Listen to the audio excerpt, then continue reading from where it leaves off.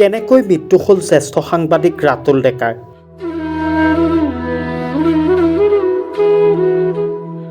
বৃহস্পতিবাৰে নিশা নিজৰ কৰ্তব্য সমাপন কৰি ঘৰ অভিমুখে গৈ থকাৰ পথত তথা নিজ বাসভৱনৰ পৰা মাত্ৰ কেইশমান মিটাৰ বান বাকী থকা অৱস্থাত তেজেৰে ৰাঙলী হৈ থকা অৱস্থাত পৰি আছিল।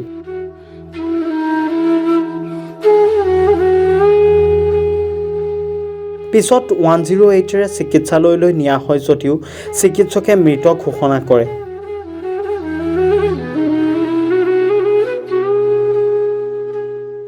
সন্দেহ কৰা হৈছে যে পথ দুৰ্ঘটনাত পতিত হৈ মৃত্যুক সাৱটি লয় ৰাতুল ডেকাই।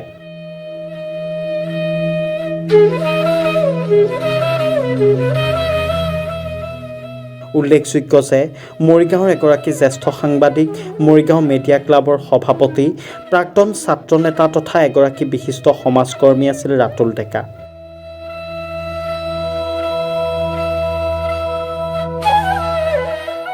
বৃহস্পতিবাৰে নিশা এটা পথ দুৰ্ঘটনাত পতিত হৈ মৃত্যু হোৱা ঘটনাই জিলাখনৰ সংবাদ জগতৰ লগত জড়িত ব্যক্তিসকলৰ লগতে সমগ্ৰ জিলাখনতে গভীৰ শোকৰ ছাঁ পৰা পৰিলক্ষিত হৈছে।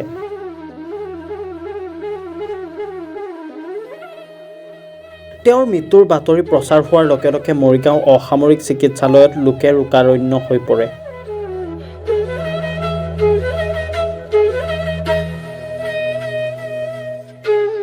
আনহাতে মৰিগাঁও সাংবাদিক সমাজৰ উদ্যোগত সদৰ বিহুতলীত সাংবাদিক সমাজকৰ্মী প্ৰয়াত ৰাতুল ডেকাক শেষ শ্ৰদ্ধাঞ্জলি জ্ঞাপন কৰাৰ উদ্দেশ্যে অনুষ্ঠিত এক অনুষ্ঠানত তিৱা স্বায়ত্ত পৰিষদ, জিলা প্ৰশাসন, আৰক্ষী প্ৰশাসন, চক্ৰ বিষয়া কাৰ্যালয়, সদৰ বিহুতলী পৰিচালনা সমিতি, বিহুতলী উন্নয়ন সমিতি, সদৌ অসম কনিষ্ঠ কৃষি বিষয়া সন্থা, সাহিত্য সভা, আছু, AJYCP, গৰিয়ামৰীয়া দেশী জাতীয় পৰিষদ, সাংবাদিক সমাজ, সাংবাদিক সন্থা, মেডিয়া ক্লাবৰ প্ৰমুখ্য কৰি প্ৰায় শতাধিক দল সংগঠনৰ লগতে বিভিন্ন ব্যক্তি বিশেষে শেষ শ্ৰদ্ধাঞ্জলি জ্ঞাপন কৰে।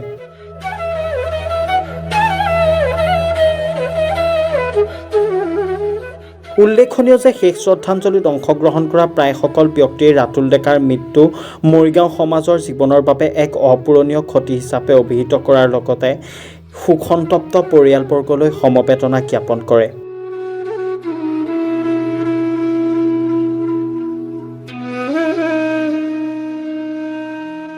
মৃত্যুৰ সময়ত প্ৰয়াত ৰাতুল ডেকাই পত্নীৰ সৈতে 9 বছৰীয়া এগৰাকী কন্যা আৰু 3 বছৰীয়া পুত্ৰক এৰি থৈ যায়।